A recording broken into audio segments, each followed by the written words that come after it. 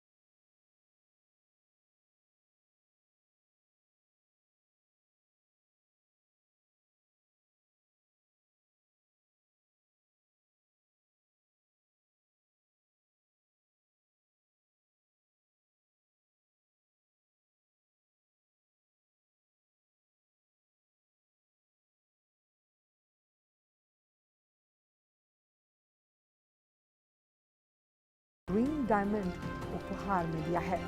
प्रधानमंत्री ने अमेरिकी राष्ट्रपति जो बाइडेन को एक विशेष चंदन का डिब्बा भी भेंट किया, जिसे जयपुर के एक मास्टर शिल्पकार द्वारा हस्त निर्मित किया गया है। इस पर मैसूर से प्राप्त चंदन में जटिल रूप से नक्काशीदार वनस्पतियों और जीवों का पैटर्न बना हुआ है। तो राष्ट्रपति जो बाइडेन को प्रधानमंत्री ने विशेष चंदन का डिब्बा भेंट किया है और जो फर्स्ट लेडी हैं उन्हें 7.5 कैरेट का ग्रीन डायमंड दिया है।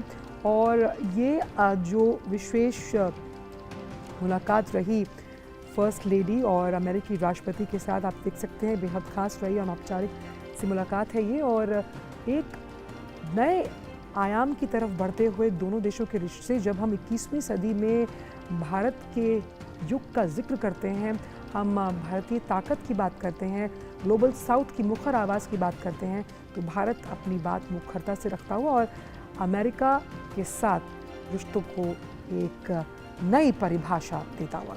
बिल्कुल, काफ़ी महत्वपूर्ण ये मुलाकात रही है अभी इस वक्त की, और इसके बाद काफ़ी महत्वपूर्ण अब कार्यक्रम होने हैं। जो आधिकारिक बातचीत है दोनों राष्ट्राध्यक्षों के बीच में, प्रधानमंत्री नरेंद्र मोदी और अमेरिकी राष्ट्रपति जो बाइडेन के बीच में प्रतिनिधि मंडल स्तर की, वो आज शाम को, यानी कि वहाँ के अनुसार वो कल आज वो बातचीत होगी। उसके अलावा संसद के संयुक्त सत्र को, अमेरिकी संसद के संयुक्त सत्र को भी प्रधानमंत्री मोदी वहाँ पर संबोधित करेंगे। साथ ही साथ अमेरिकी राष्ट्रपति जो बाइडेन की ओर से उनके राजकीय सम्मान में भोज भी वहाँ पर दिया जाएगा। तो अगर ये कहा जाए कि भारत और अमेरिका के जो आपसी संबंध हैं वो लगातार मजबूत हो रहे हैं, और इन संबंधों में एक दूसरे को किस तरह से दोनों देश आगे ले जा सकते हैं, उस संबंध में जो महत्वपूर्ण बातचीत होगी वो अब आज होगी। और ये जो पर्सनल कनेक्ट है प्रधानमंत्री का, जब किसी देश में किसी राष्ट्राध्यक्ष से मिलते हैं चंद्रशेखर, यही उनको हम मान सकते हैं कई प्रधानमंत्रियों से अलग बनाता है। और यहाँ पर हम देख सकते हैं जिस तरह से जो पर्सनल केमिस्ट्री है और दोनों राष्ट्राध्यक्षों की, ये हमने कई जो मल्टीलैटरल फोरम्स हैं वहाँ पर देखी है, और उसकी वजह से ही हम ये मान सकते हैं कि दोनों देशों के रिश्तों में एक भावी असर नज़र आता है। जिस तरह से प्रधानमंत्री ने कल कई अलग क्षेत्रों के लोगों से मुलाकात की, जिसमें साइंटिस्ट मौजूद थे, शिक्षाविद थे, स्कॉलर्स थे, उस लिहाज से ये बात समझ में आती है कि कैसे हर क्षेत्र में दोनों देश आगे बढ़ना चाहते हैं।